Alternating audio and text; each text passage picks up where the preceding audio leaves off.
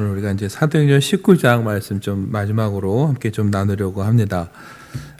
여러분 스트레스 많이 듣죠? 스트레스 많이 받기도 하고 많이 듣기도 하고 만병의 근원이 스트레스라는 얘기도 있습니다. 근데 재미난 건 얼마 전에 의학 전문 어떤 기사를 보다 보니까 뜻밖의 스트레스가 주는 도움 6가지 이렇게 나왔더라고요. 그래서 스트레스가 주는 도움도 있나 싶어서 제가 한번 봤더니 첫째가 때로는 적당한 스트레스는 감기를 막아준다. 예. 제가 지어낸 얘기 아니에요. 진짜 있어요. 웃으시는데 스트레스가 그 콩팥에 있는 부신을 자극하면은 가끔 면역력을 향상시켜서 전염을 막아준다고 합니다. 그래서 때로는 적당한 스트레스가 감기를 막아주기도 하고요. 두 번째, 수술 뒤 회복을 도와주는 경우도 있다고 합니다. 스트레스가 면역세포를 더 만들어내게 만들어갖고 이게 그 회복에 필요한 피부나 림프절에 모이도록 만드는 효과가 간혹 있다고 해요. 세 번째, 사람들로 하여금요, 결속감을 키워준다 이게 나왔어요. 생각해보니까 우리는 위기가 닥칠 때 어때요? 더 결속을 강화할 때가 있어요. 나라가 어려우면 국민들이 똘똘 뭉치고 교회에 시련이 오면 함께 또 모여서 뜨겁게 기도하기도 하고 생각해보니까 스트레스가 있으면 결속력이 강화할 수도 있겠구나라는 생각이 들었어요. 또 하나 쥐들을 시험해보니까 일정 스트레스를 받은 쥐들이요 백신이나 예방주사를 맞았을 때 그 효과가 조금 더 오래가는 결과가 있답니다. 그러니까 적당한 스트레스, 예방주사를 맞으러 가셔서요 움찔하면서 좀 놀란 스트레스는 백신의 효과를 더 오래 지속시켜준다. 이렇게 생각을 하셔도 좋을 것 같아요. 다섯 번째가 어느 정도의 스트레스와 어려움을 겪어본 사람들은요 삶의 적응력이 뛰어나다고 합니다. 그러니까 시련을 통해서 더 단단해지고 강인해진다는 얘기가 여기서 나온 것 같아요. 여섯 번째가 스트레스는요 단기간에 어떤 기억력 또 지각력을 상승시킨다 그랬어요. 생각해보면 여러분 학생들이 언제 공부 열심히 합니까? 시험 직전에. 시험 날짜를 1년 전에 알려주나 하루 전에 알려주나 공부는 전날이에요. 근데 전날 하면 또 이상하게 잘 외워지는 것 같아요. 봤더니 스트레스가 어때요? 순간적으로 기억력을 향상시켜준다고 하니까 또 근거는 있는 것 같아요. 물론 부작용도 있습니다. 시험이 끝난 동시에 모든 기억이 사라져요. 기억이 안 나요.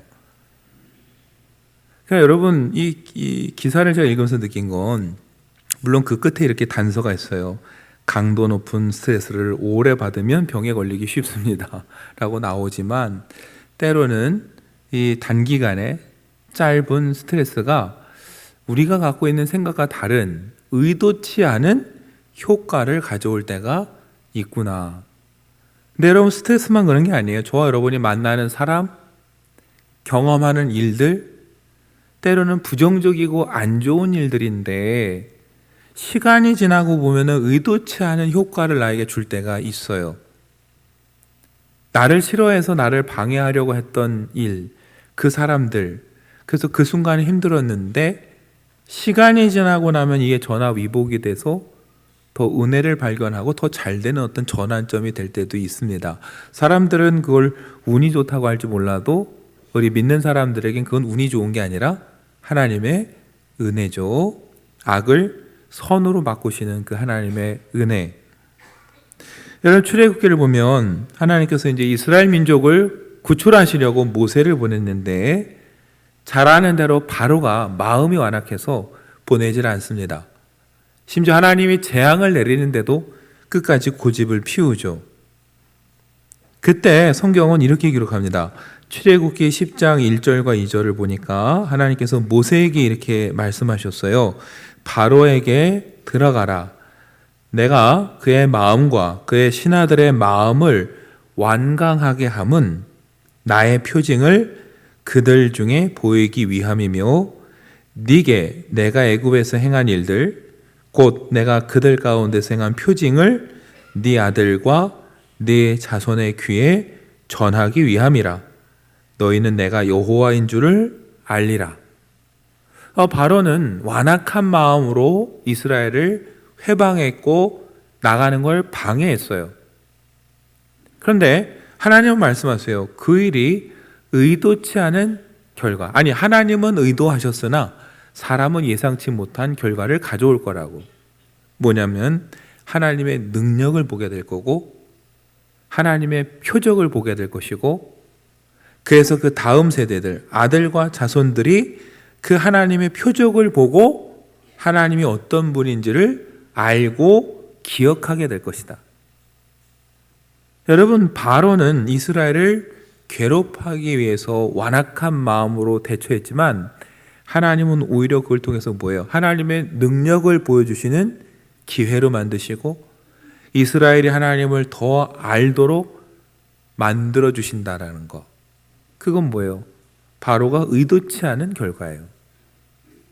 그처럼 하나님은 저와 여러분의 삶 가운데 나를 대적하는 사람, 나를 괴롭게 하는 환경도 때로는 하나님의 은혜를 발견하는 뜻하지 않은 결과를 가져오는 기회로 만들어 주신다라는 것을 우리가 기억해야 됩니다. 오늘 에베소에서도 그런 일이 벌어졌어요. 지난주까지 몇 번을 살펴봤는데 에베소에 소동이 일어났죠. 그 소동은 점점 커졌습니다. 이 소동을 어떻게 잠재울까? 사실 인간적인 방법으로 생각하면 쉽지가 않아요. 방법이 없습니다.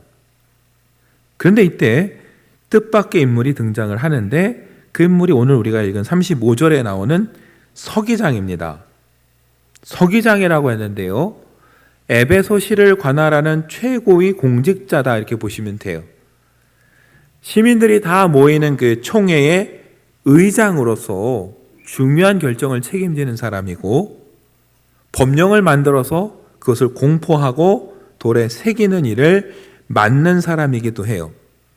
그 시를 관장하는 모든 권한을 가진 사람이 서기장이었습니다. 막강한 사람이죠. 근데 이 사람이 갑자기 그 연극장에 등장을 하고 그리고 사람들에게 말을 하기 시작합니다.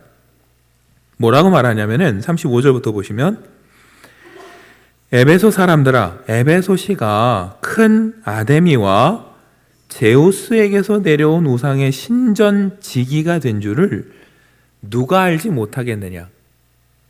전에도 말씀드렸듯이 아데미 신전은요, 고대 불가사의 중에 하나라고 할 정도로 그 규모가 엄청 컸어요. 아시아 전역에 소문이 났습니다. 또 하나, 제우스에게서 내려온 우상이라고 했는데요, 학자들은 아마 운석이 아닐까 생각을 하는 거예요. 하늘에서 뭔가 떨어진 거예요. 그 시대 사람들에겐 이게 얼마나 신기합니까? 그거를 어딘가에 모셔두고서는 이건 제우스가 내려준 것이다 생각을 하는 거죠. 그 명성도 아시아에 자자해요. 그러니까 서기장이 말하는 거예요.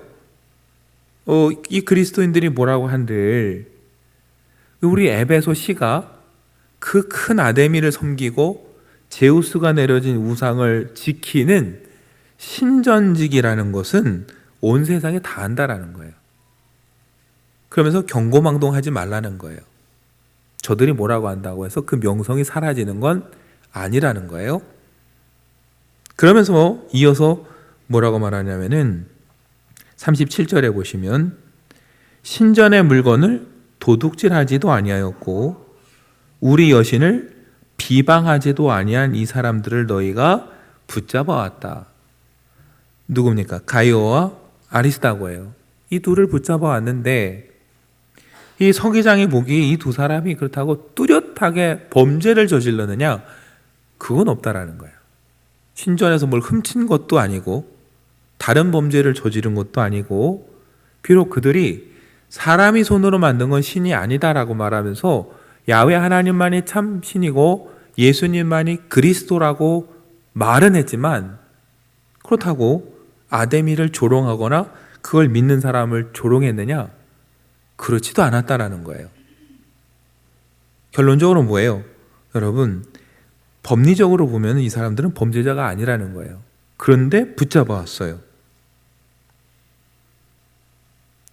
그래서 38절에 이렇게 당부를 합니다.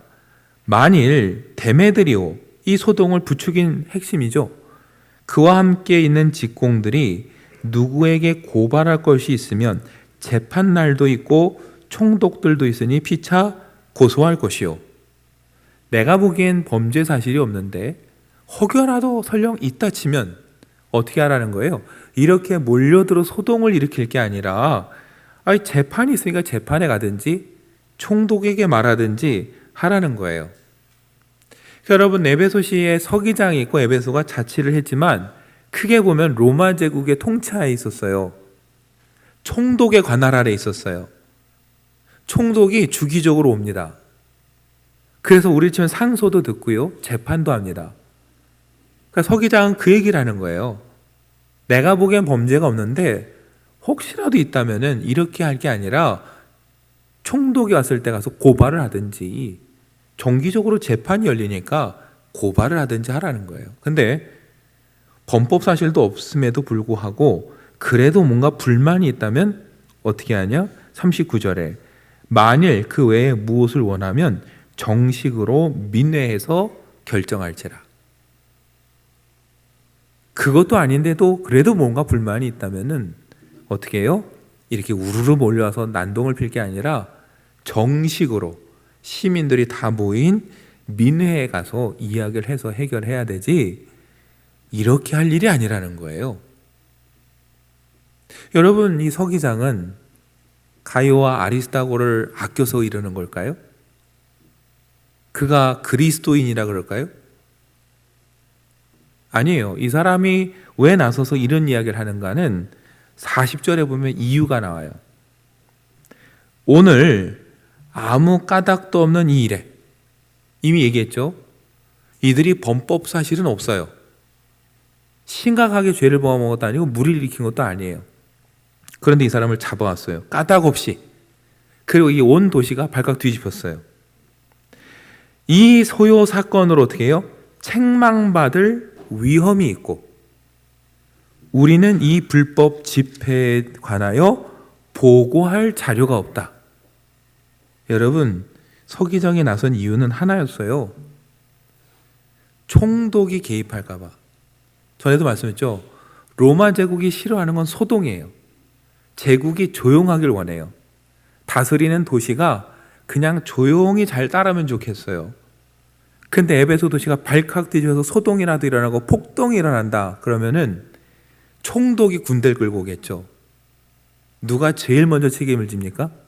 서기장 자기가 쫓겨나게 생겼어요. 그 다음엔 어떻게 돼요? 지금까지 그래도 자유를 누리고 아데미 신전을 섬기고 황제를 섬긴다고 해도 보호받고 나름 자유롭게 지냈는데 그 에베소의 권위와 자유가 다 뺏기게 생겼어요. 이거를 뭐라고 보고할 근거가 없다라는 거예요. 여러분, 서기장은요, 교회를 사랑해서 나선 것도 아니고 바울 일행을 아껴서 나선 게 아니에요. 철저하게 뭐 때문에 나섰어요? 자기 이익을 위해서 나섰어요. 서기장으로서의 자기 이익과 에베소가 지금까지 누렸던 것을 계속 누리고 싶어서 나섰을 뿐이지 복음에 관심이 없어요. 그런데 어떻게 돼요? 41절에 보니까 이에 그 모임을 흩어지게 하니라. 여러분, 근데 사람들이 그 얘기를 듣더니 어떻게 돼요? 뭔가 이제 정신 차리기 시작하는 거예요. 전에 말씀드린 사람들이 아무 생각이 없으면 옆에서 막 떠들면 우르르 휩쓸려 가요. 아무 생각 없이. 그래서 어떻게 해요? 왜 왔는지도 모르고 모인 사람이 태반이 왔는데 이 서기장의 말을 듣고 보니까 걱정이 되기 시작해요. 로마가 개입하면 어떡하지? 총독이 오면 어떡하지? 그러니까 어떻게 돼요? 그렇게 떠들던 사람들이 슬금슬금 다 흩어져요. 가이오와 아리스다고는 어떻게 되겠습니까? 풀려났죠, 당연히. 교회를 향한 핍박은 더 이상 없어요. 여러분, 이게 뭐예요? 뜻하지 않은 결과예요. 서기장은 자기 유익을 위해서 나섰는데 결과적으로 보니까 어떻게 돼요? 전도자들을 풀어줬고 교회를 핍박으로부터 폭력으로부터 지켜주는 결과가 돼버렸어요. 여러분, 세상은 이건 운이 좋다고 하지만 우린 뭐라고 한다고요? 하나님의 섭리고 하나님의 은혜라는 거예요. 하나님은 자기 이익을 위해서 나온 저 안 믿는 서기장을 통해서도 바로엘을 통해서 하나님의 능력을 보여주신 것처럼 저 서기장을 통해서도 하나님은 이렇게 일을 하실 수 있구나. 여러분, 이게 누가가 이 사건을 기록한 이유라고 보시면 돼요. 사실은 그 앞에도 소동이 있었어요. 사도들이 붙잡혀가기도 했어요.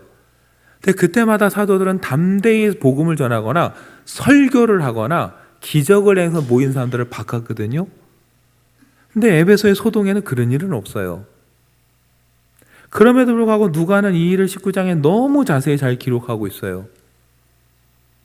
왜 그럴까요, 여러분? 그걸 보면서 누가 감동을 받은 거예요. 이 폭동 속에 이 폭동을 누가 이걸 어떻게 진정시킬까 했는데 일순간 정리가 됐어요. 누구도 생각지 못한 사람이 등장해서 생각지도 못한 방법으로. 그 사람의 의도가 순수했느냐? 그것도 아닌데.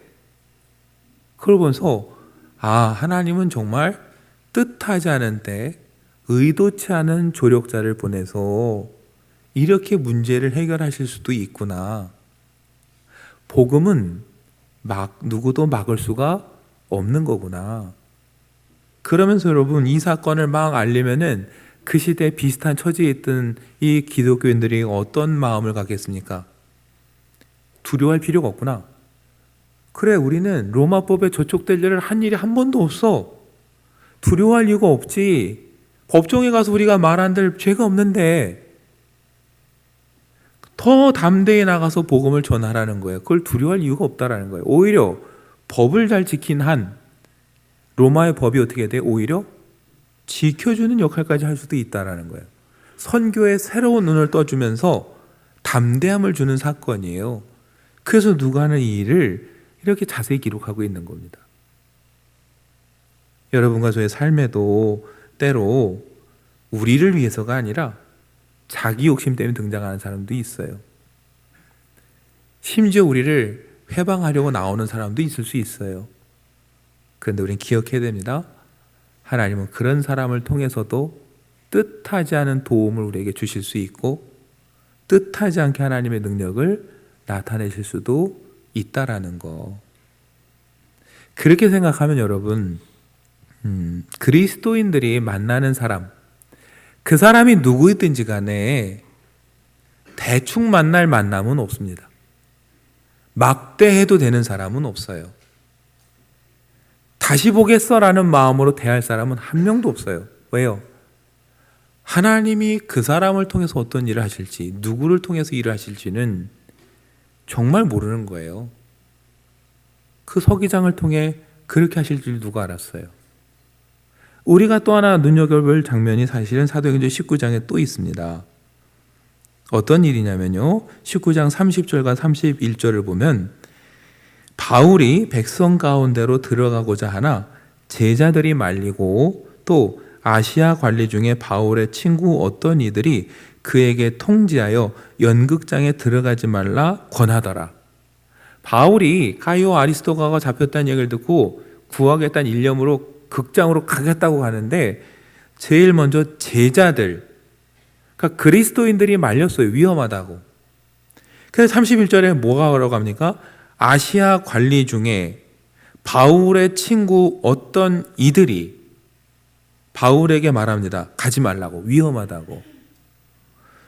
여러분, 아시아 관리라고 했는데요, 제가 주석서를 찾아보니까 이 사람들을 아시아르크스라고 불렸는데 그 각 도시에서도 우수한 뛰어난 지도자들 중에 한 사람들이에요.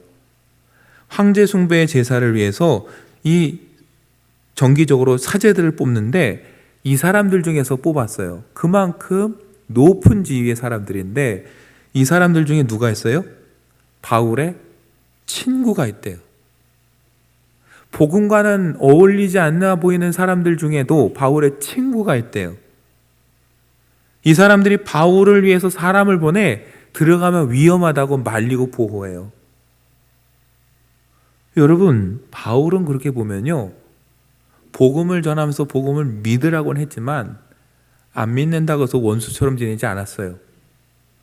가난한 사람부터 부유한 자까지 그가 만날 수 있는 모든 사람들을 만나고 그들에게 선대한 거예요. 그들이 보기에도 바울이 참 전하는 복음이 일면타당하기도 하고 그의 삶을 봤을 때 존경스러운 거예요. 그래서 그를 친구라고 여기고 그를 보호하기 위해서 사랑까지 보냈어요. 우리가 배워야 될 건 바로 그런 모습이에요. 여러분, 사람을 만나고 대하는 일에 진지해야 돼요. 그때 그 입에서 나오는 복음의 능력이 있습니다. 물론 복음의 능력과 권위는 하나님으로부터 오는 거예요. 그럼에도 불구하고 저와 여러분을 상대하는 사람들은 우리를 보면서 거기서 권위를 찾아요. 바울에겐 그 권위가 있었어요. 여러분, 안타까운 건 유대인들은 어때요? 권위가 없었어요. 왜요? 에베소 사람과 별반 차이 없이 섞여 살았어요. 안타까운 건 여러분, 이 폭동 중에 알렉산더라는 사람을 내보냅니다. 유대인들이. 왜요? 우리는 저들과 다른 사람이라고. 그런데 결과는 참혹해요. 오히려 말도 못 꺼내고 들어가라고 소리 지르면서 2시간을 더 소동만 벌어졌어요. 여러분, 사실 그래요. 바울과 유대인들은 분명 다릅니다. 그러나 신앙적으로 보면 공통점이 있었어요. 뭡니까? 우상을 섬겨서는 안 된다라는. 그런데 유대인들은 그동안 한 번도 그걸 드러내지 않았어요.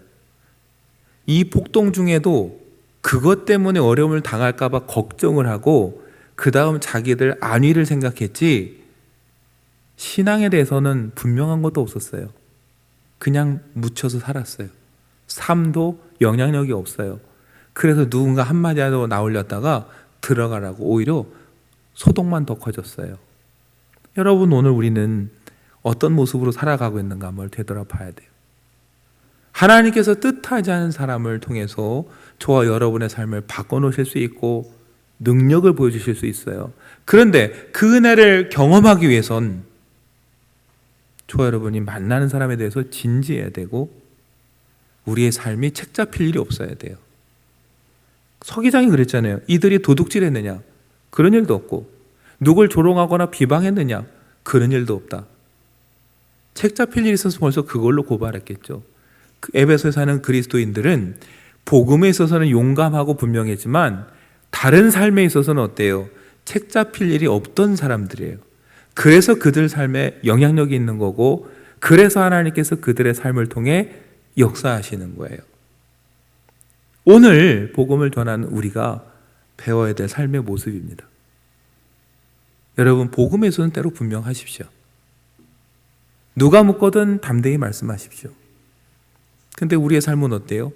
절대로 내가 그리스도인인 걸 알리면 안 된다 이런 마음으로 사는 것 같아요.